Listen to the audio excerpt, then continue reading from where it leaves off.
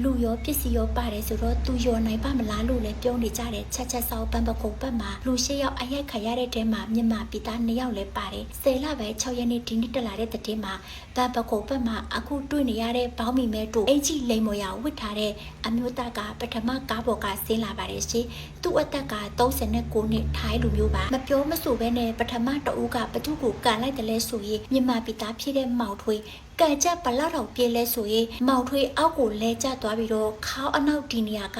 ကွဲသွားပါတယ်။မောင်ထွေးကိုရိုက်ပြီးတော့နောက်ထပ်မြန်မာပြည်သားတအုပ်ဖြစ်တဲ့ဒုတိယတစ်ယောက်အောက်ကျော်ဦးကိုထိုက်ရိုက်ပြန်ပါတယ်။အောက်ကျော်ဦးကြောက်လို့ထွက်ပြေးတာကိုထွက်ပြေးလို့မရအောင်လို့အောက်ကျော်ဦးရဲ့အင်ချီစားဒီနေရာကိုဆွဲပြီးတော့ရိုက်ပြန်ပါတယ်ရှင်။အောက်ကျော်ဦးမျက်နှာအထိုးခံလိုက်ရပါတယ်။နောက်သူကားပေါ်တန်းမောင်းထွက်သွားပြီးကားကိုလမ်းအလယ်မှာပဲရက်လိုက်တယ်။သူ့ဟာသူကောက်ကောက်လာနေတဲ့စိုက်ကယ်ပေါ်ကတားဖား2ယောက်ကိုထိုက်ရိုက်ပြန်ပါတယ်ရှင်။တားဖား2ယောက်လည်းဘာမှညာမှမသိအရိုက်ခါရပြန်ပါတယ်ရှင်။အဲ့ဒီမှာပဲ4ယောက်ဖြစ်သွားပါပြီ။စိုက်ကယ်မောက်သွားတော့သူကကားပေါ်ပြတ်တက်ပြီးစိုက်ကယ်ကိုကားနဲ့ထပ်တိုက်ပြန်ပါတယ်ရှင်စိုက်ကယ်လည်းပြက်စီးသွားပါတယ်ပြီးသေးဘူးတော့ကားပေါ်တက်မောင်းထွက်သွားပြီးနောက်ထပ်လာနေတဲ့စိုက်ကယ်တစ်စီးကိုထပ်တိုက်ပြန်ပါတယ်ရှင်စိုက်ကယ်ပေါ်ကသူသွားပြဿနာရှာတယ်ရိုက်ခါရမှာကိုတီးတဲ့စိုက်ကယ်ပေါ်ကသူလည်းအမြန်ထွက်ပြေးလာခဲ့ရပါတယ်ရှင်အဲ့ဒီမှာပဲ9ယောက်ဖြစ်သွားပါပြီ6ယောက်မြောက်မှာတော့ចောင်းသားကလေးငယ်ကိုသွားပြဿနာရှာတာပါရှင်ကလေးကဖုန်းဆော့ရင်သူ့ဟာသူလာနေတာကိုကလေးလက်ထဲကဖုန်းကိုဆွဲလူလိုက်ပြီးတော့အောက်ကိုပြစ်ချလိုက်ပါတယ်ရှင်။ကျောင်းသားကလေးရဲ့ဖုန်းကလည်း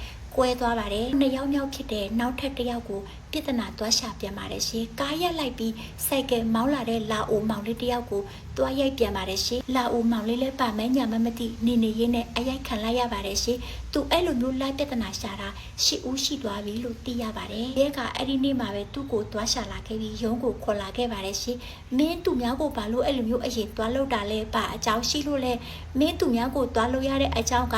သူများကမင်းကိုတခုခုများလှုပ်ထားလို့လားဘာဖြစ်လို့လဲလို့မေးတော့ရဲအဲ့လိုမျိုးပဲမေးတာနော်ဒါပေမဲ့သူရဲပြောတဲ့စကားတွေကိုလေတခါမှမကြားဘူးမမြင်ဘူးရဲကိုလည်းမတွေ့ဘူးတဲ့ပုံစံမျိုးလှုပ်ပြတဲ့တစိမ့်တယောက်အရှိမနေရတယ်လို့မျိုးပဲသူလှုပ်ထားတဲ့လို့ကိုလည်းသူတတိမရတော့တယ်လို့မျိုးတခါမှလည်းသူမလှုပ်ဘူးတဲ့လူပုံစံမျိုးလို့လှုပ်ပြတယ်ပေါ့နော်ရဲမေးတာကိုသူမတိမကြားဘူးတယ်လို့ဖြစ်နေပါတယ်ရှင်သူပြောချင်ရတဲ့ကိုပဲပြောနေပါတယ်သူပါပြောတယ်လေဆိုတော့သူအခုသွားရိုက်တဲ့သူအားလုံးက